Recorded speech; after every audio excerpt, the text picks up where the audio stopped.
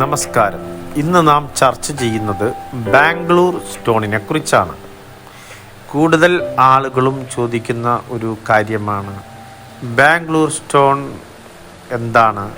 സാധാരണ പാറയാണോ, ഗ്രാനൈറ്റ് ആണോ? അങ്ങനെ പലവിധ സംശയങ്ങൾ പൊതുജനങ്ങൾക്കുണ്ട്. യഥാർത്ഥത്തിൽ ബാംഗ്ലൂർ സ്റ്റോൺ എന്നത് സാദറഹള്ളി വൈറ്റ് ഗ്രാനൈറ്റിനെയാണ് നാം ബാംഗ്ലൂർ സ്റ്റോൺ എന്ന് വിളിക്കുന്നത്. എന്താണ് ഗ്രാനൈറ്റ് എന്ന് ആദ്യം തന്നെ പരിശോധിക്കണം.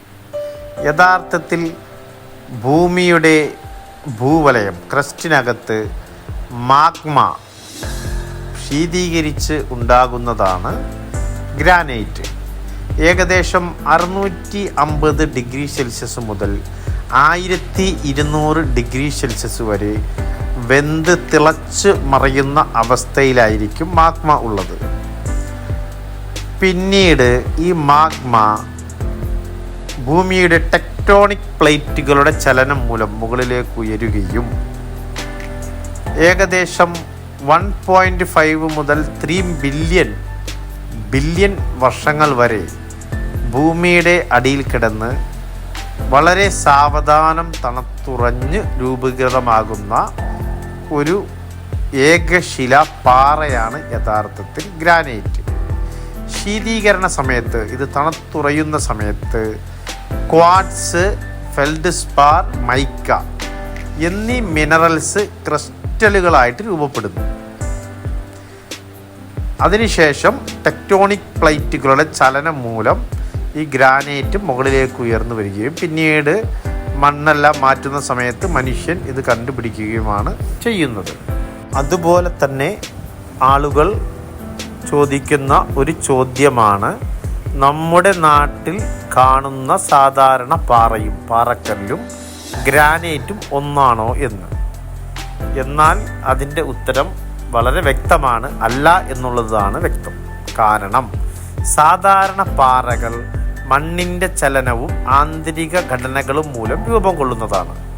എന്നാൽ നേരത്തെ സൂചിപ്പിച്ചതുപോലെ ഗ്രാനൈറ്റ് ഭൂമിയുടെ ആന്തരിക ഭാഗങ്ങളിൽ മാഗ്മ ശീതീകരിച്ച് രൂപപ്പെടുന്ന ഇഗ്നിയസ് പാറയാണ്. സാധാരണ പാറകളിൽ അനേകം സാധാരണ ഘടകങ്ങൾ ഉണ്ടാകും. കൃത്യമായ ഘടന ഇല്ല. ഗ്രാനൈറ്റിൽ ക്വാർട്സ്, ഫെൽഡ്സ്പാർ, മൈക്ക പോലുള്ള മിനറൽസ് മാത്രമാണ് അടങ്ങിയിട്ടുള്ളത്. അതുകൊണ്ട് തന്നെ ഗ്രാനൈറ്റ് അതിൻ്റെ ഉന്നതമായ ഗുണനിലവാരവും ദൃഢതയും കൊണ്ട് സാധാരണ പാറകളെക്കാളും മികച്ചു നിൽക്കുന്ന ബാംഗ്ലൂർ സ്റ്റോൺ എന്നാൽ എന്ത് എന്നുള്ളതാണ് നമ്മുടെ subject. Sadarahalli white granite antiskid surface flame ചെയ്ത് രൂപപ്പെടുത്തി എടുക്കുന്നതിനെയാണ് നാം ബാംഗ്ലൂർ സ്റ്റോൺ എന്ന് വിളിക്കുന്നത്. ബാംഗ്ലൂർ സ്റ്റോൺ പല വിധവുമുണ്ട്. അതിനു മുൻപായി എന്താണ് ഫ്ലെയിമിംഗ് എന്ന് നമുക്ക് വിശദീകരിക്കാം. ഏകദേശം 1500 ഡിഗ്രി സെൽഷ്യസ് മുതൽ 2000 ഡിഗ്രി സെൽഷ്യസ് വരെ ഓക്സിജനും LPGയും ഉപയോഗിച്ച് ഇരുമ്പ് കട്ട് ചെയ്യാൻ നാം ഉപയോഗിക്കുന്ന തരത്തിലുള്ള കട്ടിംഗ് ടോർച്ച് ഉപയോഗിച്ച് ഗ്രാനൈറ്റിൻ്റെ ഉപരിതലം നാം ചൂടാക്കുന്നു. ഇങ്ങനെ സംഭവിക്കുമ്പോൾ ഗ്രാനൈറ്റിലെ മിനറൽസുകൾ തിളച്ച് പൊട്ടുന്നു. ഇത് മൈക്രോ ഫ്രാക്ചറുകൾ സൃഷ്ടിക്കുന്നു. ഇങ്ങനെ വരുന്ന മൈക്രോ ഫ്രാക്ചറുകൾ ഉപരിതലത്തിൽ റഫായ ഒരു ടെക്സ്ചർ രൂപപ്പെടുത്തുന്നു. ഇങ്ങനെയാണ് ആ സർഫേസിൽ ആൻറ്റിസ്കിഡ് സർഫേസ് റഫ്നെസ് രൂപപ്പെടുന്നത്. ഇത്തരത്തിൽ ആണ് ബാംഗ്ലൂർ സ്റ്റോൺ ഫ്ലെയിം ചെയ്യുമ്പോൾ എങ്ങനെയാണ് ആ സർഫേസ് റഫ് സർഫേസായി മാറുന്നത് എന്നുള്ളതാണ് വിശദീകരിച്ചത്. ബാംഗ്ലൂർ സ്റ്റോൺ വിവിധ തരത്തിൽ ലഭിക്കും. അതിൽ ഒന്നാമത്തെ വിഭാഗം എന്ന് പറയുന്നത് ബാംഗ്ലൂർ സ്റ്റോൺ ബോട്ടം ഫ്ലെയിമഡ് ആണ്. അഥവാ ബാംഗ്ലൂർ സ്റ്റോണിൻ്റെ കല്ലുകൾ, ബ്ലോക്കുകൾ 2 ഇഞ്ച് കല്ലുകൾ കട്ട് ചെയ്തതിന് ശേഷമുള്ള അവസാനത്തെ പീസും അതേപോലെ 20 mm സ്ലാബുകൾ കട്ട് ചെയ്ത് കഴിയുമ്പോൾ ഉണ്ടായി വരുന്ന അവസാനം ലാസ്റ്റ് വരുന്ന ഭാഗത്തെ വരുന്ന പീസുമാണ് ഈ ബോട്ടം ഫ്ലെയിമഡായി ഉപയോഗിക്കുന്നത്. അതുകൊണ്ട് തന്നെ ഈ കല്ലുകളുടെ അടിഭാഗം റാൻഡം കനമായിരിക്കും, വ്യത്യസ്ത കനമായിരിക്കും. ഇങ്ങനെ വ്യത്യസ്ത കനമായി ഇത് വരാൻ കാരണം കോറിയിൽ നിന്ന് ബ്ലോക്കുകൾ വരുന്നത് കൃത്യമായി ബിസ്ക്കറ്റ് കട്ടിംഗ് പോലെയല്ല, ഒരു അൺഷേപ്പ് രൂപത്തിലായിരിക്കും കോറികളിൽ നിന്നും ബ്ലോക്കുകൾ വരുന്നത്. അതുകൊണ്ട് തന്നെ കല്ലുകളുടെ ബ്ലോക്കുകളുടെ അവസാനം വരുന്ന കല്ല് അടിഭാഗം ഒരു അൺഷേപ്പ് രൂപത്തിൽ രൂപാന്തരപ്പെടും. ഇത്തരത്തിൽ വരുന്ന അവസാന പീസുകൾ നാം അടർത്തിയെടുത്ത് ആ അവസാനത്തെ പീസുകൾ സൈസ് ചെയ്ത് സർഫേസ് ഫ്ലെയിം ചെയ്ത് പൊള്ളിച്ച് ആൻറ്റി സ്കിഡ് സർഫേസാക്കി മാറ്റിയെടുക്കുന്ന കല്ലുകളെയാണ് ബാംഗ്ലൂർ സ്റ്റോൺ ബോട്ടം ഫ്ലെയിംഡ് എന്ന് പറയുന്നത്. ഇതിൻ്റെ ഒരു ഡിസഡ്വാൻറ്റേജ് എന്താണെന്ന് പറഞ്ഞാൽ ഇതിൻ്റെ കനം എന്ന് പറയുന്നത് യൂണിഫോം ആയിരിക്കുകയില്ല. കല്ലിൻ്റെ അടിഭാഗം വ്യത്യസ്തമായിരിക്കും, റാൻഡം തിക്നെസ് ആയിരിക്കും. അതുകൊണ്ട് തന്നെ ഈ കല്ലുകൾ നാം വീടുകളിൽ പേവിങ് ചെയ്യണ സമയത്ത് വാട്ടർ ലെവൽ പരിശോധിക്കുമ്പോൾ നമുക്ക് ചിലപ്പോൾ മണ്ണ് എടുത്തു മാറ്റേണ്ട അവസ്ഥ വരും. അതൊഴിച്ച് ഈ കല്ലുകൾക്ക് വേറെ ഡിസഡ്വാൻറ്റേജ് ഒന്നും തന്നെ ഇല്ല. കനം 1 ഇഞ്ച് മുതൽ 4 ഇഞ്ച് വരെ വ്യത്യസ്ത രൂപത്തിലായിരിക്കും കല്ലുകൾക്ക് ഉണ്ടാകുക. ബാംഗ്ലൂർ സ്റ്റോണിൽ രണ്ടാമത്തെ വിഭാഗം കല്ലുകൾ എന്ന് പറഞ്ഞാൽ 50 mm തിക്നെസ് ഹാഫ് കട്ടിംഗ് സ്റ്റോണുകളാണ്. ഹാഫ് കട്ടിംഗ് സ്റ്റോണുകൾ എന്നാൽ 2 ഇഞ്ച് ഒരേ കനത്തിൽ കട്ട് ചെയ്തെടുക്കുന്ന സ്ലാബുകൾ നാം സ്ലൈസ് ചെയ്യുന്നത് നിലത്ത് മണൽ വിരിച്ച ഒരു പ്ലാറ്റ്ഫോമിലേക്ക് ഈ സ്ലാബ് നാം വിരിച്ചതിന് ശേഷം 4 ഇഞ്ച് കട്ടിംഗ് മെഷീൻ കൊണ്ട് ചെറുതായി കട്ട് ചെയ്യേണ്ട പ്രദേശത്ത് വരഞ്ഞു കൊടുത്തതിന് ശേഷം റബ്ബർ ഹാമർ കൊണ്ട് ചെറുതായി അടിച്ചു കൊടുക്കുമ്പോൾ ആ ഭാഗത്ത് വെച്ച് കല്ല് ഒടിഞ്ഞ് വരും. ഇത്തരത്തിൽ ഒടിഞ്ഞു വരുന്ന കട്ടിംഗ് സ്റ്റൈലിനെയാണ് നാം ഹാഫ് കട്ടിംഗ് എന്ന് വിളിക്കുന്നത്. ഇത്തരത്തിൽ നാം കല്ലുകൾ കട്ട് ചെയ്യുന്നതിന് മുഖ്യമായ കാരണം എന്തെന്നാൽ ബാംഗ്ലൂർ സ്റ്റോൺ കല്ലുകൾ മൂന്നാമതൊരു വിഭാഗമുണ്ട്. അത് ഞാൻ പിന്നീട് പറയാം, അതിൻ്റെ ഡീറ്റെയിൽ എന്താണെന്ന്. അത് ബോക്സ് കട്ടിംഗ് ആണ്.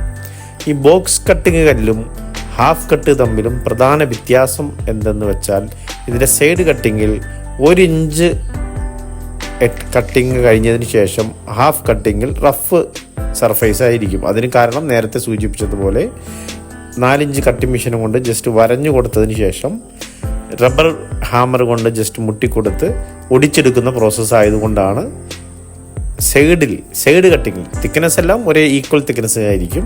സൈഡ് കട്ടിങ്ങിൽ 1 ഇഞ്ച് കട്ടിങ്ങിന് ശേഷം റഫ്നെസ് വരാൻ കാരണം.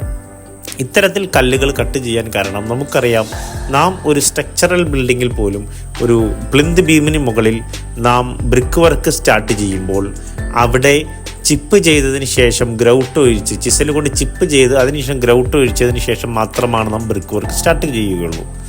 അതുകൂടാതെ നാം പ്ലാസ്റ്റർ ചെയ്യുന്ന സമയത്ത് സ്ട്രക്ചറൽ ബീമുകളുടെ ജോയിൻ്റ് ഭാഗങ്ങളിലെല്ലാം ബ്രിക്ക് വർക്കിൻ്റെ ഭാഗങ്ങളെല്ലാം മെഷ് വച്ചതിന് ശേഷം മാത്രമാണ് നാം പ്ലാസ്റ്റർ ചെയ്യുക, പിന്നീട് അവിടെ ക്രാക്ക് വരാതിരിക്കാൻ. നാം ആലോചിക്കേണ്ടത് നമ്മുടെ ഡ്രൈവേ ഏരിയകളിൽ 20 ടൺ 30 ടൺ 40 ടൺ 50 ടൺ അങ്ങനെ വേരിയബിൾ ആയിട്ടുള്ള വെയിറ്റ് കയറേണ്ടതാണ്. അപ്പോൾ തീർച്ചയായും നാം 2 ഇഞ്ച് സ്പേസ് ഇട്ട് വിരിക്കുന്ന സർഫേസുകളിൽ കല്ലിന് ബലമുണ്ടാകുവാൻ വേണ്ടി കല്ല് വാഹനം കയറുമ്പോൾ ഇളകാതിരിക്കണമെങ്കിൽ കോൺക്രീറ്റുമായി കൃത്യമായി ബോണ്ട് ഈ കല്ലുകൾക്ക് വരണമെങ്കിൽ സ്പേസിങ് ഇടുന്ന സ്ഥലത്ത് കല്ലുകൾക്ക് ചെറുതായി റഫ്നെസ് ഉണ്ടായാൽ മാത്രമാണ് കൃത്യമായി ബോണ്ടിങ് കോൺക്രീറ്റുമായി വരികയുള്ളൂ. ആ പർപ്പസിന് വേണ്ടി പർപ്പസ്ഫുള്ളി പ്രൊഡക്ഷൻ ചെയ്യുന്ന ഒരു മെറ്റീരിയലാണ് ഹാഫ് കട്ടിങ്. അതാണ് രണ്ടാമത്തെ മെറ്റീരിയൽ. മൂന്നാമതായി വരുന്നത് ബോക്സ് കട്ടിംഗ് ആണ്. അത് നേരത്തെ സൂചിപ്പിച്ചതുപോലെ തന്നെ ബ്ലോക്ക് കൊണ്ടുവന്ന് ബ്ലോക്ക് സ്ലാബ് വെട്ടിയെടുത്ത് അതിനുശേഷം സ്ലൈസ് ചെയ്യുന്ന പ്രോസസ്സ് ഒരു ട്രോളിയിൽ വെച്ച് ചെയ്യുന്നതാണ് ബോക്സ് കട്ടിംഗ്. ബോക്സ് കട്ട് കല്ലുകൾ നാം പൊതുവെ ഉപയോഗിക്കുന്നത് ഒരു 1 സെൻറ്റിമീറ്റർ സ്പേസ് എല്ലാം ഇട്ട് വിരിക്കുന്ന പർപ്പസിനാണ്. ഹാഫ് കട്ടിംഗ് കല്ലുകൾ നമ്മൾ 1 ഇഞ്ച് മുതൽ 2 ഇഞ്ച് വരെ സ്പേസിങ് നമുക്ക് ഇടാൻ സാധിക്കും. ഹാഫ് കട്ട് കല്ലുകൾ നമുക്ക് 1 സെൻറ്റിമീറ്റർ സ്പേസ് ഇട്ട് വിരിക്കാൻ സാധിക്കുകയില്ല. അതിന് കാരണം നാം നേരത്തെ സൂചിപ്പിച്ചതുപോലെ തന്നെ നാം 4 ഇഞ്ച് കട്ടിംഗ് മെഷീൻ കൊണ്ട് വരഞ്ഞു കൊടുത്തതിന് ശേഷം റബ്ബർ ഹാമർ കൊണ്ട് മുട്ടി ഒടിക്കുന്ന സമയത്ത് താഴ്ഭാഗത്ത് ഒരു കല്ലിൻ്റെ താഴ്ഭാഗം ചിലപ്പോൾ പുറത്തേക്ക് തള്ളി നിൽക്കാം, അത്തരം സാഹചര്യത്തിൽ നമുക്ക് ജോയിൻറ്റ് ചെയ്യാൻ ഇത് വിരിക്കാൻ സാധിക്കില്ല. അതുകൊണ്ടാണ് സ്പേസ് ഇട്ട് നാം വിരിക്കുന്നത്. ബാംഗ്ലൂർ സ്റ്റോണിലെ 4ാമത്തെ വിഭാഗം കല്ലുകളാണ് ബാംഗ്ലൂർ സ്റ്റോൺ ഗിയർ സ്റ്റോണുകൾ. ഗിയർ സ്റ്റോണുകൾ എന്ന് പറഞ്ഞാൽ പറയും, അല്ലെങ്കിൽ ബാംഗ്ലൂർ സ്റ്റോൺ റിപ്പിൾ സ്റ്റോൺ എന്നും പറയും. ഇതിൻ്റെ പ്രത്യേകത ഇതിൻ്റെ സർഫേസ് ലൈൻ പോലെ ഗ്രിപ്പ് ഉണ്ടാകും എന്നുള്ളതാണ്. ഇത്തരത്തിൽ ഗ്രിപ്പ് ഈ ലൈൻ രൂപാന്തരപ്പെടുന്നത് നമ്മൾ സെപ്പറേറ്റ് സർഫേസിൽ മെഷീൻ ഉപയോഗിച്ച് ലൈൻ ഇടുന്നതല്ല. അത് 20 mm സ്ലാബുകൾ നാം വലിയ ബ്ലോക്കിൽ നിന്ന് കട്ട് ചെയ്ത് മാറ്റുമ്പോൾ ഈ 20 mm സ്ലാബ് കട്ട് ചെയ്യുന്ന പ്രോസസ്സിൽ അതിൻ്റെ ടിപ്പ് വന്ന് കുത്തുന്ന ഭാഗമാണ് ലൈൻ ക്രിയേറ്റ് ചെയ്യപ്പെടുന്നത്. അത്തരത്തിൽ ക്രിയേറ്റ് ചെയ്യപ്പെടുന്ന, അതായത് ഗ്രാനൈറ്റ് 20 mm സ്ലാബ് നേരത്തെ സൂചിപ്പിച്ചല്ലോ, ബോട്ടം ഫ്ലെയിംഡ് കല്ലുകൾ 20 mm സ്ലാബ് കട്ട് ചെയ്തതിൻ്റെ അവസാന പീസാണെന്ന് നേരത്തെ ഞാൻ സൂചിപ്പിച്ചു. ഏറ്റവും ആദ്യമേ തന്നെ 1ാമത്തെ വിഭാഗം കല്ലുകളെക്കുറിച്ച് ചർച്ച ചെയ്തപ്പോൾ ആ സ്ഥലത്ത് അത് സൈഡ് പീസാണെങ്കിൽ ഗിയർ സ്റ്റോണിന് നാം ഉപയോഗിക്കുന്നത് ബോട്ടം പീസാണ്. അതായത് സ്ലാബ് നാം കട്ട് ചെയ്തെടുക്കുന്ന ആ ബ്ലോക്കിൻ്റെ അടിഭാഗത്ത് വരുന്ന പീസാണ്. അടിഭാഗത്ത് വരുന്ന പീസിൽ 20 mm സ്ലാബ് കട്ട് ചെയ്യുന്ന സമയത്ത് വാളിൻ്റെ ടീത്ത് വന്ന് കുത്തുന്ന ഭാഗത്ത് ക്രിയേറ്റ് ചെയ്യപ്പെടുന്ന ലൈനാണ് ഈ റിപ്പിൾ എന്ന് നാം പറയുന്നത്. ആ കല്ല് നാം ബ്ലോക്ക് എടുത്തുകൊണ്ട് പോയി കല്ല് സൈസ് ചെയ്ത് മാറ്റം വരുത്തുന്നതാണ് ഗിയർ സ്റ്റോണുകൾ. ഈ സ്റ്റോണുകൾ നാം ഉപയോഗിക്കുന്നത് കുത്തനെയുള്ള കയറ്റം പോലുള്ള സ്ഥലങ്ങളിൽ കുറച്ച് ഗ്രിപ്പ് കിട്ടുന്ന പർപ്പസിന് വേണ്ടിയിട്ടാണ് നാം ഈ സ്റ്റോണുകൾ ഉപയോഗിക്കുന്നത്. കുത്തനെയുള്ള കയറ്റം പോലെയുള്ള സ്ഥലങ്ങളിൽ നല്ല ഗ്രിപ്പ് കിട്ടാൻ വേണ്ടി ഈ സ്റ്റോണുകൾ നാം ഉപയോഗിക്കുന്നു. ബാംഗ്ലൂർ സ്റ്റോണുകളിൽ 5ാമതായി വരുന്ന കല്ലുകളാണ് Bangalore stone natural rough finish. ഇതിൻ്റെ പ്രതലം നാച്ചുറലായിട്ടുള്ള റഫ് സർഫേസ് ആയിരിക്കും. ഇതിനെ ചപ്പടി കല്ലുകളെന്നും പറയും. അതായത് സാധാരണ പാറക്കല്ലുകൾ പോലെ ഉള്ള സർഫേസ് ആയിരിക്കും. പക്ഷേ കേരളത്തിലെ പാറക്കല്ലുകളും ബാംഗ്ലൂർ സ്റ്റോണിലെ ഈ നാച്ചുറൽ റഫ് പാറയും തമ്മിൽ വലിയ വ്യത്യാസമുണ്ട്. നേരത്തെ സൂചിപ്പിച്ചതുപോലെ തന്നെ കേരളത്തിലെ പാറകൾ സാധാരണയായി ചെറുകല്ലുകളായി കാണപ്പെടുന്നു. കാരണം ഇവിടെ മഴയും നദികളും കല്ലുകളെ വിഘടിപ്പിച്ച് ചെറിയ രൂപത്തിലേക്ക് മാറ്റിയിരിക്കുന്നു. ഇത് കേരളത്തിലെ പാറകൾക്ക് ഉള്ള ഒരു പ്രത്യേകതയാണ്. എന്നാൽ ബാംഗ്ലൂർ പാറകൾ എന്ന് പറയുന്നത് ഗ്രാനൈറ്റ് ആണ്. പക്ഷേ ഇത് ഗ്രാനൈറ്റ് ബ്ലോക്കായി കട്ട് ചെയ്തെടുക്കാൻ സാധിക്കില്ല എന്നുള്ളത് കൊണ്ടാണ് ഇത് ചെപ്പടിയായി നാച്ചുറൽ ഫിനിഷ് ആയിട്ട് കല്ലുകളായിട്ട് മാറ്റിയെടുക്കുന്നത്. അതിന് കാരണം ഈ കല്ലുകൾക്ക് ലെയറുകളുണ്ട്. ആ ലെയറുകളുള്ള കല്ലുകൾ ഗ്രാനൈറ്റ് സ്ലാബായിട്ട് നമുക്ക് കട്ട് ചെയ്തെടുക്കാൻ സാധിക്കില്ല. ഈ കല്ലുകൾ സാധാരണയായി ബാംഗ്ലൂരിൽ കട്ട് ചെയ്തെടുക്കുന്നത് ഏതെങ്കിലും ഈ പാറയുടെ ഏതെങ്കിലും ഭാഗത്ത് ഒരു ഹാമർ വെച്ചെല്ലാം പൊട്ടിച്ചെടുത്തതിന് ശേഷം അവർ വിള്ളൽ രൂപപ്പെടുത്തി അവിടെ ഇവർ വലിയ തോതിൽ തീയിടുന്നു. ആ തീയുടെ ചൂട് കൊണ്ട് ഈ കല്ലുകളുടെ ലെയറുകൾ പൊട്ടിവരുന്നു. ആ പൊട്ടിവരുന്ന ലെയറുകളുടെ മുകളിൽ കൃത്യമായി മെഷീൻ ഓടിച്ചത് കട്ട് ചെയ്തെടുത്ത് മാറ്റിയാണ് ഈ പാറകൾ നാം എടുക്കുന്നത്. അതുകൊണ്ട് തന്നെ ഈ പാറകൾ 2x2, 3x2, 4x2, 5x2 ആ സൈസുകളിലെല്ലാം 6x2 സൈസുകളിലെല്ലാം നമുക്ക് പാറ ലഭിക്കും. പക്ഷേ കേരളത്തിലെ നമ്മുടെ പാറകൾ നമുക്കറിയാം, പെരുമ്പാവൂര് കല്ലുകളെല്ലാം 8 ഇഞ്ച് 8 ഇഞ്ച് 9 ഇഞ്ച് 9 ഇഞ്ച് അങ്ങനെ മാക്സിമം അത്ര വലിപ്പത്തിൽ മാത്രമാണ് ലഭിക്കുകയുള്ളൂ. വളരെ കുറച്ചു മാത്രം പ്രാദേശികമായി വലിയ ഉരുളൻ കല്ലുകൾ സെലക്ട് ചെയ്ത് മെഷീനിൽ കട്ട് ചെയ്ത് ഉപയോഗിക്കുന്നുണ്ട്. പക്ഷേ അത് വളരെ കുറച്ച് മാത്രമാണ് അത്തരത്തിൽ കല്ലുകൾ ലഭ്യത ഉള്ളൂ. അപ്പോൾ 5ാമതായി വരുന്നത് ബാംഗ്ലൂർ സ്റ്റോൺ നാച്ചുറൽ റഫ് കല്ലുകളാണ്. ഈ കല്ലുകളെ നരസാപുര കല്ലുകൾ, ചിന്താമണി കല്ലുകൾ, മാരണഹള്ളി കല്ലുകൾ, കുപ്പം കല്ലുകൾ എന്നെല്ലാം ഈ ടൈപ്പ് കല്ലുകളെ വിളിക്കും. ആക്ച്വലി ഇത് നാച്ചുറൽ ഫിനിഷായുള്ള റഫ് സർഫേസ് ആണ്. പക്ഷേ ഈ കല്ലുകളും ഫ്ലെയിംഡ് കല്ലുകളും തമ്മിലുള്ള വ്യത്യാസം, ഇത് നാച്ചുറൽ ഫിനിഷാണ്. ഇത് കുറച്ച് റഫ്നെസ് ആവശ്യമുള്ള സ്ഥലങ്ങളിലാണ് ഈ കല്ലുകൾ ഉപയോഗിക്കുന്നത്.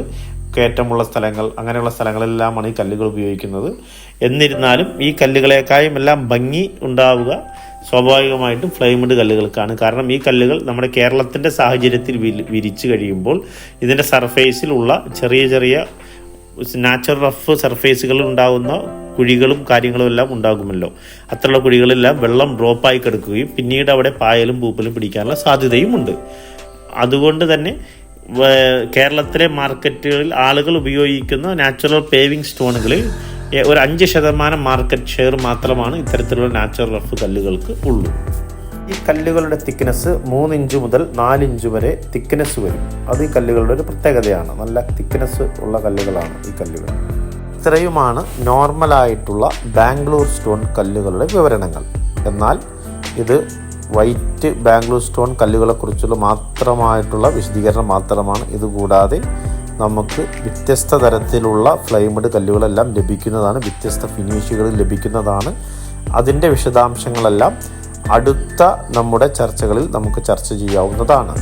ഇതുമായി ബന്ധപ്പെട്ട് നിങ്ങൾക്ക് ഏതെങ്കിലും തരത്തിൽ സംശയങ്ങൾ ഉണ്ടെങ്കിൽ ഞങ്ങളോട് ചോദിക്കാം.